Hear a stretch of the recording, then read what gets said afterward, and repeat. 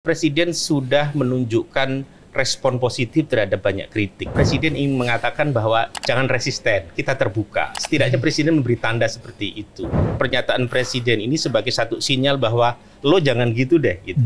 Presiden juga mengkritik gitu ya. Salah satu yang dikritik kemarin itu adalah tambang ilegal.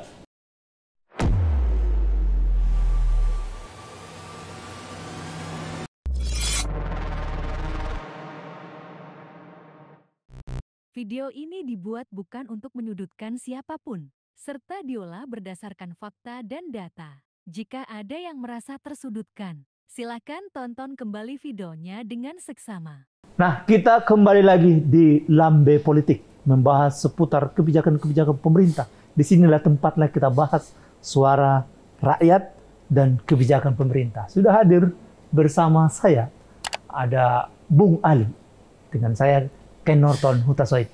Kita akan berbincang-bincang nih. Kemarin Presiden Prabowo Subianto pada saat pidato di depan MPR itu mengatakan, ya harus berani dong kritik, harus sampaikan kritik, pengawasan supaya program ini jalan. Nah, Bung Ali, ini seperti apa ini? Kalau kita mau kritik nanti malah masalah atau sudah mulai boleh nih kritik-kritik, itu gimana Bung Ali? Pernyataan Presiden Prabowo ini menarik, setidaknya dua hal. Satu, dia diucapkan dalam satu forum resmi pidato kenegaraan untuk kali pertama sebagai presiden. Sebagai presidennya. Ya, Prabowo mengatakan hal itu di depan forum resmi. Tetapi kalau kita runut ke belakang, sesungguhnya Presiden sudah pernah mengatakan itu di dalam forum Sarasehan Ekonomi pada bulan April, itu di Menara Mandiri kalau tidak salah, di hadapan para pebisnis, para akademisi, para ekonom ya. Para ekonom, dia sudah mengatakan hal itu. Gitu. Nah, tetapi penegasan Presiden di dalam forum resmi ini tentu memiliki bobot yang lebih tinggi gitu.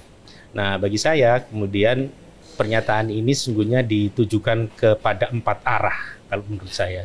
Yang pertama tentu kepada publik, dia ingin memberikan sinyal kepada publik bahwa pemerintahan dia tidak alergi. Artinya kalau kritik-kritik nggak perlu takut nih. Nggak perlu takut. Nggak perlu nanti jadi korban doxing atau malah dikriminalisasi atau gimana? Setidaknya Presiden ingin memberikan sinyal itu kepada publik. Itu yang arah pertama.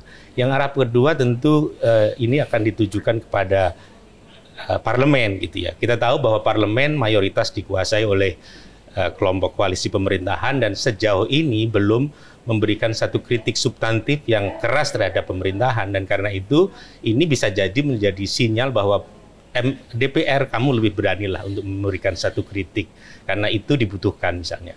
Nah, yang ketiga tapi tentu kan di DPR sendiri kan belum ada statement yang menyatakan bahwa parpolnya sebagai oposisi gitu ya sampai sekarang. Betul. Bahkan PDI Perjuangan menyatakan partai penyeimbang. Betul. Nah, makanya itu kemudian bahwa ini ditujukan kepada DPR untuk lebih berani sesungguhnya. Setidaknya termasuk ke kader Gerindra. Termasuk ke DPR semuanya. Iya. Nah, kan kemarin tuh Gerindra juga dan termasuk yang masuk dalam kabinet juga boleh kritik-kritik. Ya? Betul. Dan yang ketiga tentu ini ditujukan kepada jajaran eksekutif sendiri. Kita tahu bahwa di dalam tubuh eksekutif, baik di kabinet maupun di pemerintahan daerah, ada pihak-pihak yang atau ada jajaran pejabat negara yang memang alergi terhadap kritik. Setidaknya dengan pernyataan Presiden Prabowo ini memberikan sinyal kepada mereka bahwa mereka harus lebih terbuka terhadap kritik pada publik. Dan yang keempat ini ditujukan kepada Prabowo sendiri. Kenapa begitu? Karena kita tahu bahwa di era digital seperti ini, penggalan pernyataan Prabowo ini akan terus diulang-ulang dan diviralkan ketika suatu hari nanti dia kemudian mengingkari keterbukaan dia atau pernyataan dia terhadap kritik itu. Sehingga kemudian ini kalau kemudian tidak direalisasikan, dia akan menjadi backfire kepada dirinya. Makanya ini kemudian menjadi tantangan juga bagi Prabowo di waktu-waktu yang akan datang. Gitu. Ya, artinya kritik ini kan sesuatu yang sehat kalau dia konstruktif membangunnya. Betul. Tapi Presiden Prabowo juga bilang walaupun itu menyesakkan, kira-kira ini ada kadarnya nggak? Jangan sampai menyesakkan, kira-kira gitu, Bung Ali. Kritik itu selalu menyesakkan sesungguhnya bagi orang yang dikritik. Nah, kedewasaan untuk menerima kritik itulah yang kemudian diperlukan, baik di dalam pemerintahan. Maksud saya di dalam pemerintahan itu adalah kan pemerintahan memiliki kekuatan represif yang luar biasa, dia memiliki hukum, dia memiliki tentara, dia memiliki polisi yang kemudian bisa didaya gunakan untuk merepresi daripada kritik. Nah, bagaimana kemudian kritik itu menjadi lebih sehat adalah bagaimana pemerintah itu meskipun dadanya sesak tetapi menahan diri untuk tidak menggunakan instrumen-instrumen kekerasan. Atau itu menjadi introspeksi gitu ya, untuk memperbaiki diri, kira-kira begitu. Atau coba lihat dinamika lokal yang terjadi di Pati misalnya ya. Betul, bukan hanya kritik, tapi kalau demo ya betul. Puluhan ribu datang, malah datang beneran, gimana itu? Betul. Dan itulah yang barangkali menjadi catatan penting juga bagi Presiden Prabowo untuk mengingatkan jajaran eksekutifnya baik di level kabinet maupun di level daerah. Tetapi satu hal yang menurut saya menarik, saya menduga bahwa pernyataan Presiden Prabowo ini juga menjadi bagian atau secara tidak langsung menjadi jawaban atas fenomena menjelang kemerdekaannya, hari ulang tahun kemerdekaan, dengan fenomena berkibarnya bendera One Piece gitu ya. Ada substansi kritik yang dilontarkan di situ melalui pengibaran bendera dan kemudian ada resistensi dari kalangan pejabat negara misalnya. Ada resistensi tapi tidak sampai pada kriminalisasi ya. Betul sampai situ. Tetapi yang poin saya adalah bahwa Presiden ingin mengatakan bahwa jangan resisten, kita terbuka. Setidaknya Presiden memberi tanda seperti itu. Tetapi memang kalau kita lihat di level pemerintahan di bawah Presiden, di level kabinet, misalnya yang resisten misalnya dengan Menko Polkam ya, Budi Gunawan misalnya. Atau kalau kita melihat jauh lebih ke belakang misalnya ada peristiwa kritik terhadap kepolisian melewat Ben Sukatani misalnya yang kemudian direpresi. Ini adalah jajaran-jajaran eksekutif yang harusnya memahami betul pernyataan Presiden ini sebagai satu sinyal bahwa lo jangan gitu deh gitu. Jadi itu yang barangkali kemudian harus dicamkan betul loh deh pejabat-pejabat di level eksekutif baik level pusat maupun di daerah. Ini ada tanda-tanda oksigen dalam alam demokrasi nih, setidaknya merdeka dalam kritik gitu. Kita masih harus menunggu. Iya, karena ini masih sinyal. Masih sinyal. Kalau kita lihat misalnya pemerintahan sebelumnya, Presiden Joko Widodo misalnya juga mengatakan hal seperti itu, terbuka terhadap demo, bahkan ingin didemo dan segala macam.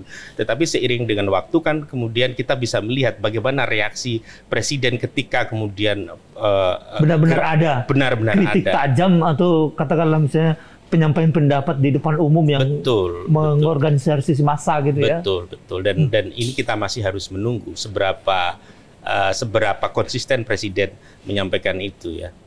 Konsisten terhadap pernyataan itu. Tapi yang menarik sesungguhnya adalah Presiden sudah menunjukkan respon positif terhadap banyak kritik. Misalnya Presiden menganulir keputusan-keputusan menteri yang diprotes banyak pihak misalnya. Keputusan soal PPN 12%, keputusan soal distribusi gas melon, keputusan soal sengketa pulau Aceh dan Medan pulau, dan segala macam. Ada banyak peristiwa atau kebijakan dari menteri yang mendapatkan kritik dari publik secara tajam, lalu Presiden mengambil alih dan kemudian menganulir itu. Termasuk juga misalnya soal... Tapi kan tentunya harus diperhatikan ya, betul-betul substansial dan demokratis ya. Betul. Bukan berarti setiap kebijakan misalnya ketika ada aspirasi publik yang katakanlah masif, padahal sebenarnya pada posisi yang benar, nah ini juga kan perlu ditinjau gitu ya. Presiden memiliki beberapa kebijakan yang tetap dipertahankan, misalnya soal efisiensi anggaran dan makan bergizi gratis. Bagi Presiden itu adalah kebijakan yang benar dan harus diteruskan. Dan kemarin juga ditegaskan juga ya, bahwa efisiensi ini juga amanah dari konstitusi ya, termasuk dalam pasal 33 yang selalu disebutkan untuk pengelolaan anggaran. Betul. Dan jadi, penguasaan sumber daya alam. Iya, jadi Presiden ingin menegaskan bahwa ada hal-hal yang bisa diubah di tengah jalan karena responsif terhadap kritik publik, tetapi ada hal-hal besar yang tidak bisa diubah sekalipun dikritik karena dia yakin betul bahwa itu adalah bagian dari skenario besar untuk menuju ke depan yang ingin dilakukan oleh pemerintahan Prabowo misalnya seperti itu. Nah, setidaknya saya lihat dalam pidato Presiden Prabowo itu mengkritik, Presiden juga mengkritik gitu ya. Salah satu yang dikritik kemarin itu adalah tambang ilegal, ya kan? Nah, itu di pidato di sidang umum ya, sidang tahunan. Termasuk juga kritik terhadap bonus komisaris BUMN nih. Dua kritik ini dari Presiden Prabowo, ini kira-kira bisa jalan nggak ini? Nah, artinya ini kan sudah memantik perlu kritik dari masyarakat umum gitu. Presiden ingin menunjukkan kepada publik tentang concern-nya terhadap hal itu. Tapi yang kita harapkan dari seorang presiden adalah sebagai seorang kepala eksekutif adalah eksekusinya. Mengeksekusi, karena punya kewenangan bisa perpu, bisa peraturan pemerintah, bisa perpres ya. Betul. Artinya apa yang disampaikan itu bisa langsung diwujudkan dalam regulasi. Betul, dan di situ kemudian ujiannya apakah dia berbicara itu untuk sebagai semacam public address, lip service, atau kemudian ditindaklanjuti dengan eksekusi nyata di lapangan. Karena itu kemudian kita akan melihat ya peristiwa demi peristiwa, policy demi policy itu akan kita lihat dan publik akan menguji betul apakah dia betul-betul direalisasikan atau tidak. Nah, semakin tajam ya dua kritik ini sebenarnya menurut Bung Ali, apakah sebenarnya secepatnya diturunkan dalam bentuk regulasi gitu sehingga bisa ditindaklanjuti oleh ya yang mereka berada di eksekutif, apakah itu Satgas, Menteri dan segala macam? Ada level keputusan yang harus menggunakan regulasi baru dan ada keputusan atau kebijakan yang bisa langsung dieksekusi. Tentu semua kebijakan itu harus dilihat case by case, dan kalau memang harus membutuhkan instrumen regulasi baru, tentu Presiden harus melakukan itu secepatnya ya, baik melalui instrumen misalnya peraturan presiden atau peraturan di bawahnya misalnya menteri dan segala macam. Tetapi kalau kemudian levelnya adalah di level undang-undang, tentu membutuhkan joint session atau pembahasan dengan DPR. Gitu. Nah, tapi ini poin penting. Kalau nanti ada jenderal katanya yang terlibat, nah itu tidak segan-segan akan ditindak tegas, gitu kan? Kemudian soal komisaris, ini sebenarnya kan kewenangan ini memberhentikan, mengangkat itu kan masih di wilayah kekuasaan presiden gitu kan. Betul. Memang kalau panglima harus diajukan ke DPR gitu ya. Tapi kalau untuk level katakanlah misalnya ya masih jenderal 3 bintang, 2 bintang, ini kan semua kan di level presiden. Makanya kemudian, termasuk juga komisaris gitu kan. Nah, kalau ada indikasi seperti itu, kenapa nggak langsung ditindak aja?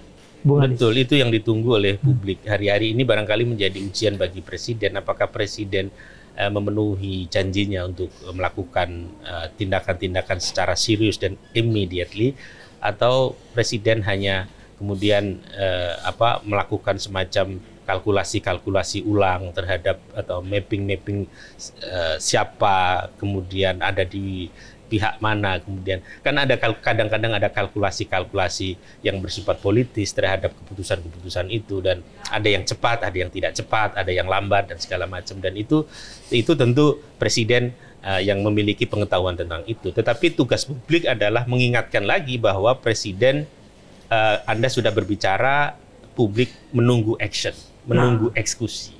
Iya, luar biasa perbincangan kita ini dengan Bung Ali hari ini di Lambe Politik, dan semakin tajam ke arah kritik tadi. Bahkan apa yang disampaikan Presiden Prabowo adalah kritik terhadap dirinya sendiri.